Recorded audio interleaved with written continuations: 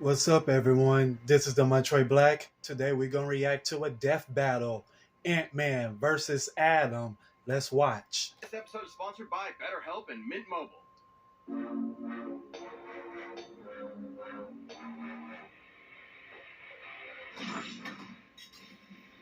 Ant-Man, Marvel's founding member of the Avengers.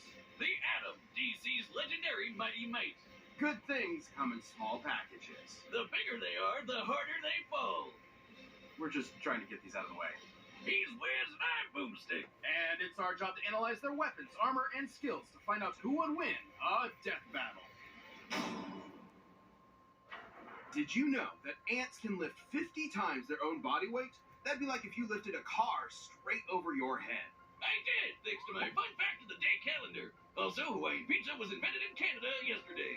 Well, I bet your calendar didn't tell you that Dr. Henry Pym, aka Hank, was considered a genius at a very early age. By 3 years old, doctors declared that he was smarter than both his parents combined. He eventually majored in biochemistry and became one of the most successful scientists in his field.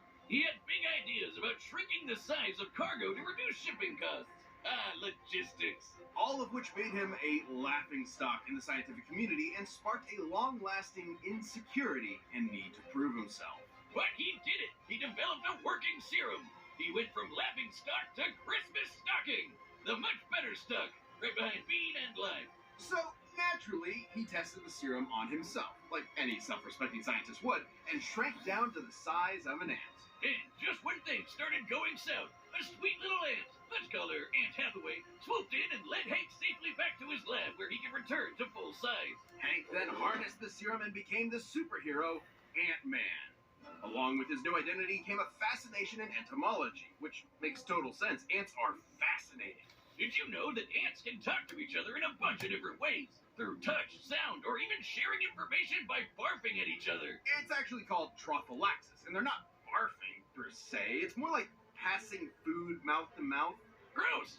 Hank figured out how to communicate with his new pets. Not by barfing, but by creating a cybernetic helmet that mirrors an ant's antenna. And he's even developed genuine relationships with some ants, like Ulysses S. Ant here.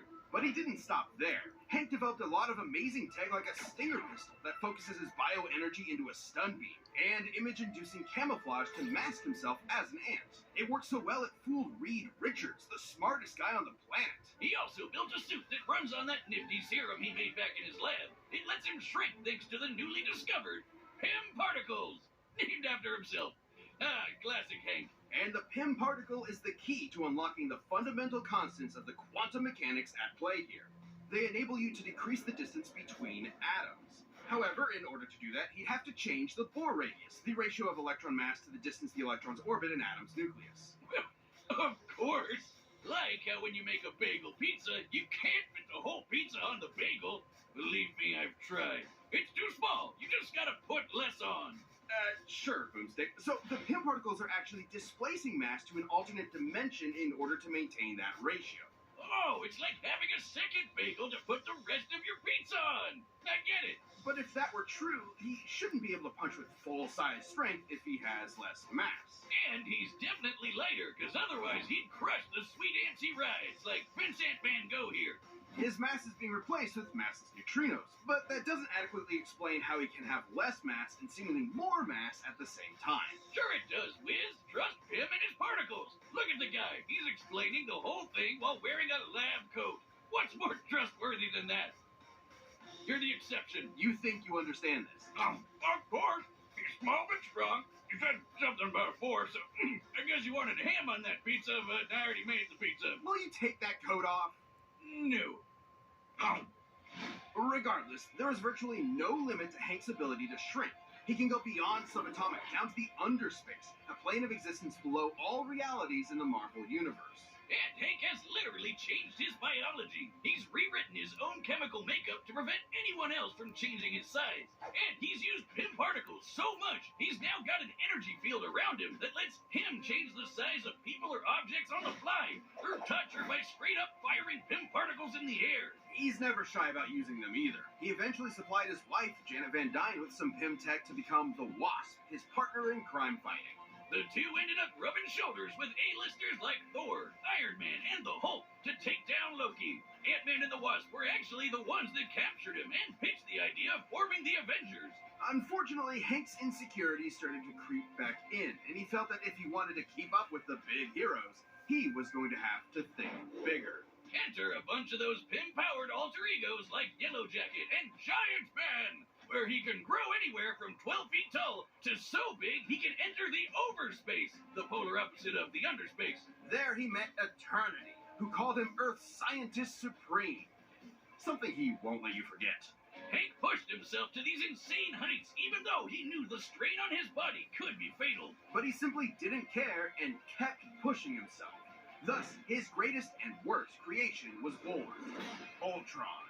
Yep, all the Tin Man Tron was created by Hank, not Tony like the movies. But the mass murder butt thing turned out pretty much the same. Big swing and a miss there. The fallout from Ultron left Hank in a bad place, to say the least. His guilt made him feel like an utter failure, and that his best work was behind him. This led Hank to do unspeakable things. A real low-life move.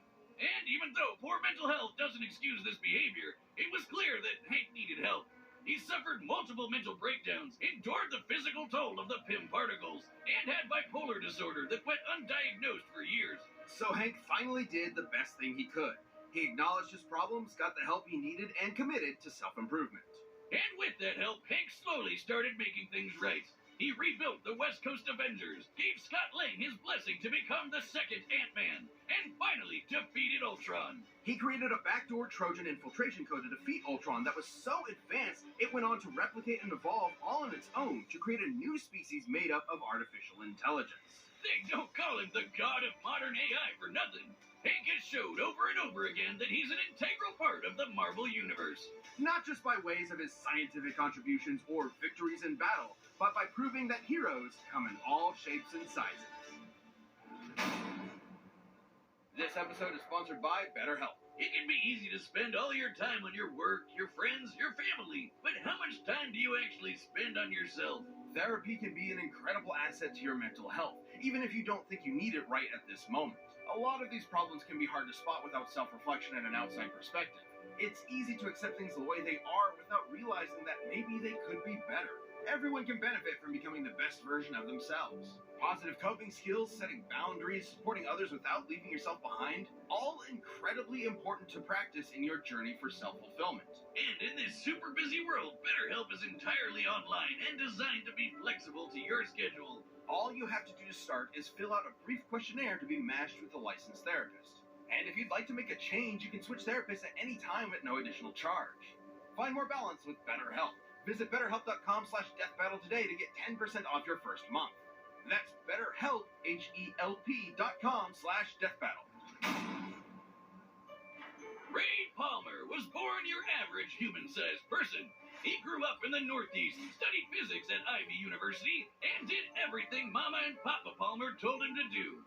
Probably. Everything was pretty typical for Ray until one fateful night when he took a walk to take his mind off of frustrating experiments and saw a meteor fall from the sky.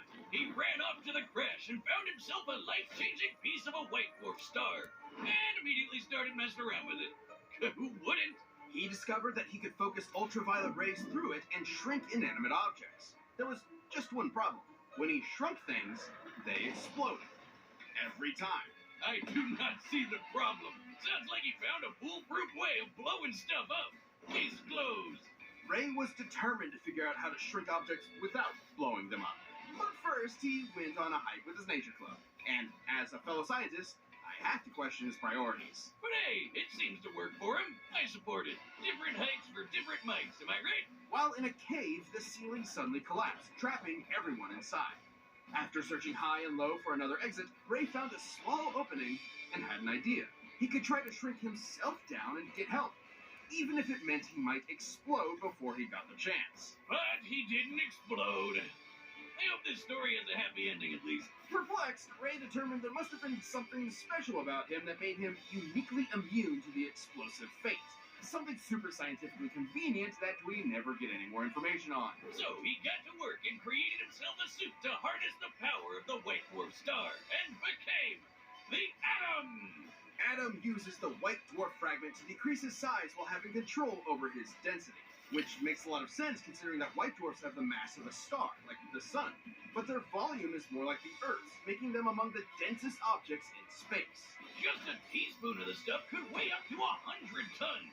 That's one strong spoon. When Adam shrinks and shifts his weight, he's actually sending his extra mass to a dimension called the mass zone. Where, Adam could maybe live forever. At one point, Ray's apprentice, Ryan Choi, was murdered by Deathstroke, but willed some of his mass to the mass zone and was able to survive in that dimension. So these guys can potentially cheat death, but would be stuck there without any outside help. But from one scientist to another, what's most impressive is Ray's creation of the Bio Belt. That's what allows Adam to use the power of the white dwarf and shrink while maintaining any weight, from immaterial to his full 180 pounds. There's even been times where it's stated that he was able to become almost as dense as a white dwarf star itself for a few seconds. The belt is also how he can travel through phone lines or through the air, on currents or light beams. Over time, Ray has spread out the white dwarf power to other parts of his suit, and now the Bio Belt acts as a utility belt for his shrunken weapons and tech. It also prevents his size or mass from being altered by any outside forces. And while he can only increase his size back to his natural 6 feet in height, his ability to shrink is near limitless. He can travel between subatomic space to the microverse, the foundation of all reality in the DC universe, where atoms become the size of planets. Typically, he can increase back to his normal size with such force he can smash through diamonds. So if Adam increases his size too much while still within the microverse, he could blow up the entire fabric of reality from the inside out. Shrinking down to that size means that he can shrink small enough to rearrange atoms themselves. Yep, Ray can take individual molecules and rapidly expand them to cook up a small nuclear blast in the palm of his hand. Oh, Ray Palmer. I just got that. He also once disarmed a bomb by rearranging its atoms. At that size, he can move at the velocity of light. So fast and so randomly, he basically acted as a barrier between any and all possible atom combinations. But come on, there's no scientific explanation here for him to have superhuman senses or awareness to comprehend being everywhere at the same time. It makes total sense. If you're small enough, you can fit in almost everything, everywhere, all at once. Like how you can fit an entire pizza into a calzone, and then you have a whole pizza everywhere inside the calzone. Man, I get it. Science is pizza. No! Science is all I have! Why are you doing this to me? On top of all of Ray's amazing inventions and abilities, he's also got some more classic weapons, like a laser blaster and a frickin' sword he used to fight a giant crocodile.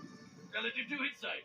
That was when Ray was believed to be dead, but was actually just stuck at 6 inches tall and stranded in the Amazon rainforest, where he encountered an alien race known as the Catarthans. And get this, he ended up leading a rebellion against their tyrant king, and became the ruler of all the Kardashians. And his heroism didn't stop there. The Atom was a very well-respected hero, and was even asked to join the Justice League of America shortly after it was formed. He fought alongside Batman and his best bud, Hawkman. And you don't fight with those guys without picking up a thing or two. Impressive combat skills aside, Adam's greatest contribution to the legendary team was always his incredible mind. He once created kryptonite inside of Superman by realizing that if he gathered up enough Kryptonian protons, they would eventually become radioactive. While stranded in limbo, Adam realized that if the Flash sped up the rate of a nuclear reaction's stellar evolution to exhaust its core, they could turn a fire demon into a black hole and use it as a wormhole to get back to Earth. He's a brilliant, hard-working, and determined scientist that never stops working on a problem until he's found a solution. I mean, if I figured out how to blow stuff up as well as he did, I would have stopped right there. I'm the hero that blows stuff up. Wouldn't even need to change my name. Ray Palmer lived the dream, going from research scientist to legendary superhero. He picked up the pieces presented to him and built something greater than the sum of its parts. Who knew this tiny titan with massive brains would have just as much brawn to back it up? This episode of Death Battle is sponsored by Mint Mobile. It's no surprise, inflation is everywhere. There's no escaping it. And if you're looking for a break, look no further than Mint Mobile. It's the first company to sell a premium wireless service online only. You can save a ton and order from home with plans starting at just $15 a month. That kind of low price is exactly what we all need in a time when everything's just getting more and more expensive. It isn't sorcery. By going online only and getting rid of the traditional cost of retail, Mint Mobile can pass those savings on to you. All plans come with unlimited talk and text plus high-speed data delivered on the nation's largest 5G network. Better yet, you can keep your current phone number and contacts, so switching over is no big deal. To get your new wireless plan for just $15 a month and get the plan shipped to your door for free, go to mintmobile.com/deathbattle. That's mintmobile.com/deathbattle. All right, the combatants are set. We've run the data through all possibilities. It's time for a death battle!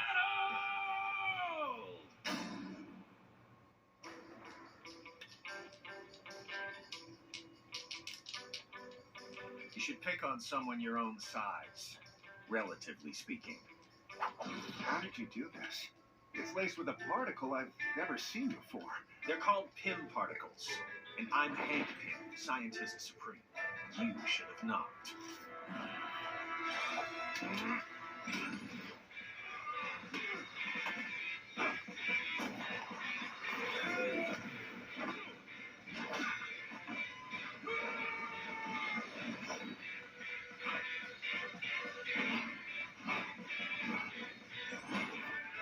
You're using pieces of a white dwarf star?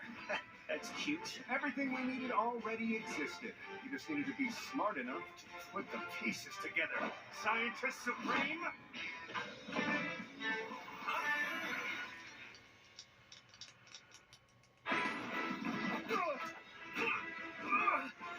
Did you know that at any given moment, there are about 2.5 million ants under your feet? I mean, that makes sense, but why are you bringing that up right now?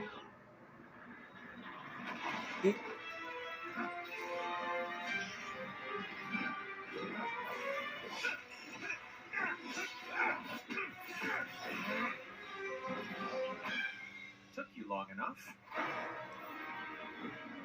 Okay, let's try this.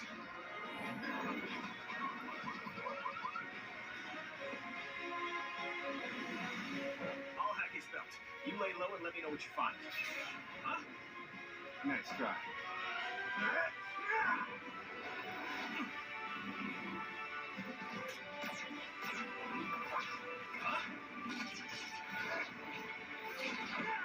If I search every electron path in this gun and study their probability weight functions, I just might be able to!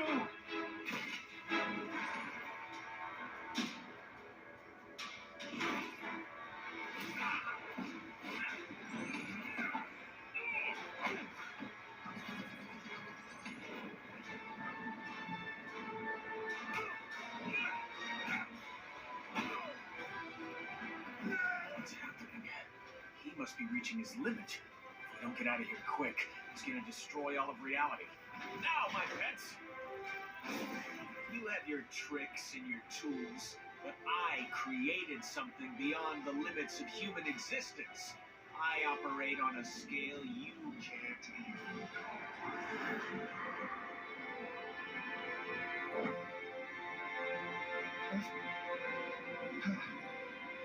How? You can't be afraid to think big.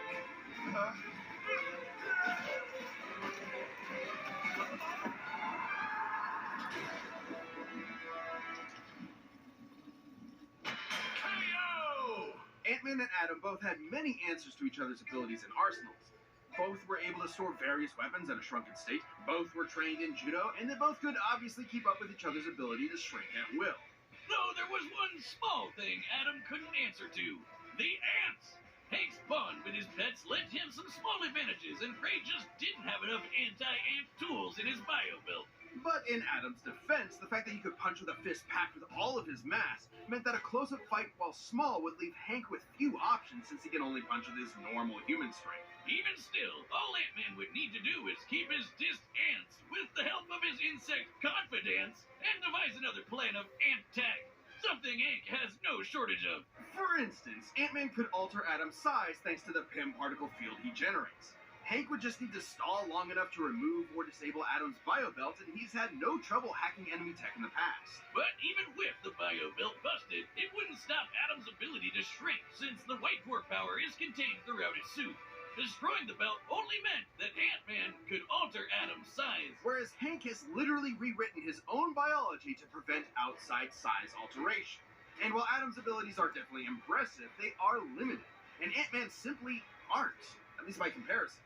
Hank could always match Ray's size or just take the fight to the overspace where he would have the edge, both physically and mentally. The overspace can mess with the human mind, but we've seen that Hank can handle it. But if the Scientist Supreme is really so smart, why didn't he just immediately go up Adam's butt and blow him up from the inside? What's wrong with you, Wiz? Aren't you a fellow man of science? This is the meanest thing you've ever done to me. Adam sized up Ant-Man, but in the end, he was the one who had to say, Uncle. The winner is Ant-Man. If you like the death battle, give a thumbs up. I'll see you on my next reaction. This has been the Montre Black. Peace.